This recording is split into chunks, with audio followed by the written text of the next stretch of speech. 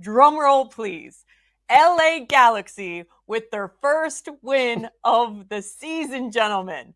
I know it's a tough one. MLS Cup champs finally getting their first win on match day 17 of Major League Soccer. Make it make sense. Do they make the playoffs? Huh. Weeby, you want to go first? No chance. There's no chance that the LA Galaxy make the playoffs. They would need, first of all, up top, for Gabriel Peck and for all these different attacking pieces they've accumulated outside Ricky Puig to have insanely career years, because they're not going to make up for the amount of goals they're going to ship. RSL, I'm sorry, that's not a playoff caliber team in any sense of the word right now. And beating them is just getting the monkey off your back more than it is proving anything. You had half a season, a regular season, to prove something, and you won one game in that time. The hole is too big. The talent is not good enough. There's not enough balance. They cannot make the playoffs. They will not. I wish they would, because I need to see Sacha Kljestan with a bare face and a bleached head.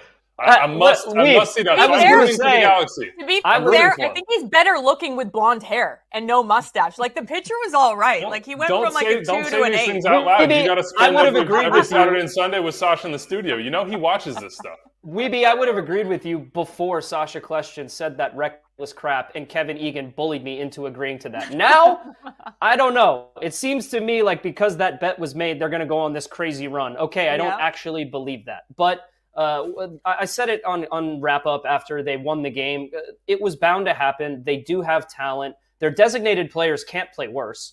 Peck and Paintsol, they won't play worse than they've been playing the last couple of months. They will get better. The Galaxy are going to win some games. They've got a pretty soft schedule coming up. I do believe that they will make it interesting, but it is too big of a hole, to Weevy's point. And by the way, their backline still isn't good enough.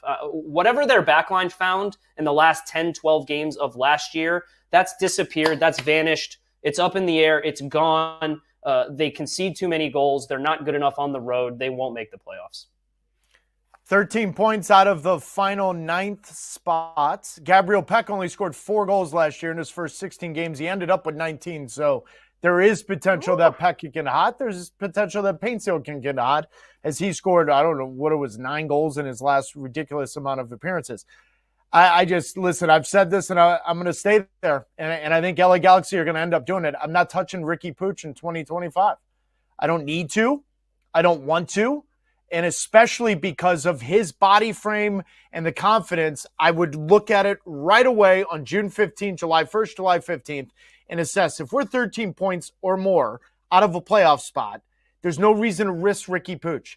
Because if Ricky Puig is healthy right now, all of the naysayers saying they completely mismanaged the salary cap. No, they didn't. It's just the best player on their team tore his ACL after they went for it and they got a ring. By the way, as someone that lost 4 MLS Cups, I wish one of us wouldn't have gone for it and done the salary cap the way Will Kuntz is. My point is this: Ricky Puig is frail, and he's got to be 100% confident in the knee coming back. 13 points out of just the 9th seed. I'm not risking Ricky Puig. And with those center backs having the seasons that they're having right now, to overcome 2 teams that are 13 points above you to get into the playoffs, it would be the greatest comeback in the history of Major League Soccer, and I just don't see it happening. And I would also say, if that miracle were to happen, that would be one of the most embarrassing things that has happened in MLS history for that entire Western Conference. You allow an LA Galaxy team who was dead in the water. They got their first win of the season halfway through. I cannot overstate how embarrassing that would be for the rest of the conference and for the league as a whole. It would be unacceptable. I don't think it's going to happen. Again, this show is all about you guys, not you on my screens right now. You guys in the chat. So like, subscribe, comment. I am reading your comments as we go on. Taylor, I have a question for you, because if the Galaxy make the playoffs, can we have Kalen in the dunk tank instead of Taylor? Did you make a bet with someone that you'd go in a dunk tank?